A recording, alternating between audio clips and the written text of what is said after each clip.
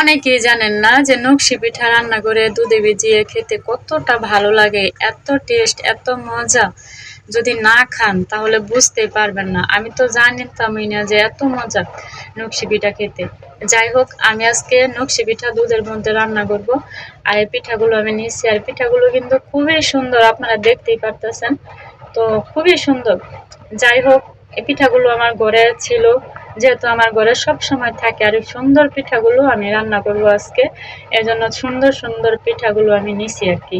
আর এখানে কিন্তু হালকা একটু গুড় দেওয়া আছে, গুড় দেওয়া ছিল, তো একটু মিষ্টির পরিমাণটা কম দিতে হবে, ভাজা আছে আর কি। যাই হোক, এখন আমি রান্না করব। এখানে আমি দুধ নিয়েছি, দুধটা সুন্দর করে জাল দিব আর কি। সুন্দর করে জাল দিয়ে রান্নাটা করব। আর সন্ধ্যার সময় আমি ভাবলাম যে নাস্তাটা যদি আমি এটা দিয়ে করি, আমার কাছে খুবই ভালো লাগবে। নতুন একটা মজার একটা নাস্তা। তো এই জন্য আমি নিছি আর কি। যাই হোক, বাইরে টিপ টিপ পরিমাণ বৃষ্টি পড়তেছে, কোন দিকে কিরকম হইতেছে আমি জানি না। তো সুন্দর করে আমি এখানে এলাচ আর মানে খাল যেটাকে বলি আমি, ওটা দিছি আর কি। আর এখানে আমি পরিমাণ মতো চিনি দিচ্ছি, আমার যতটুকু লাগবে। আমি বেশি একটা মিষ্টি খাই না, যেহেতু পিঠার মধ্যে গুড় দেওয়া আছে, এই জন্য আমি মিষ্টির পরিমাণটা একটু কম দিছি আর কি। যাই হোক, সুন্দর করে এখানে আমি জাল করে নিব যতক্ষণ না বলকানি ওঠে।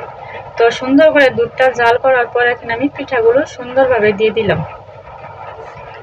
আর পিঠাগুলোর এতটা সুন্দর, মানে দেওয়ার পর এতটা সুন্দর লাগছে যা কিনা বলার মতো না। তো একে একে সবগুলো পিঠাই কিন্তু আমি দিয়ে দিচ্ছি।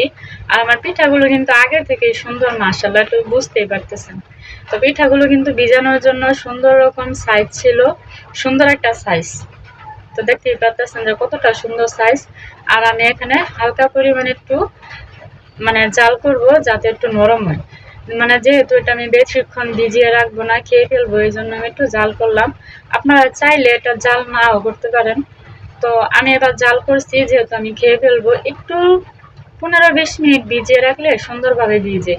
যাই হোক, সুন্দরভাবে একটু বলকানি উঠছে, আর সুন্দরই লাগতেছে, আর ঘ্রাণও বার হয়েছে, মাশাআল্লাহ, খুব সুন্দর। তো আমি দেখতেছি যে কতক্ষণ হয়েছে আর কি। তো এখন আমি পিঠাগুলো নামিয়ে দেব, কেননা যেহেতু আরেকটু নরম হবে রাখার পর। আর যদি আমি মানে রেখে দেই, তাহলে এই একটা মানে পানি, দুধের পরিমাণ আরো কমে যাবে। এজন্য আমি এতটুকুই রাখছি। যাই হোক, এখানে আমি সুন্দর করে ছড়িয়ে দিতেছি এটা, মানে পরিমাণ মতোই রাখছি দেখেন। আর পানিটা কিন্তু অবশেষে শুষে নেবে, আর গ্রানটা খুবই সুন্দর বের হয়েছে। একটু পর খাবো আর কি এগুলি।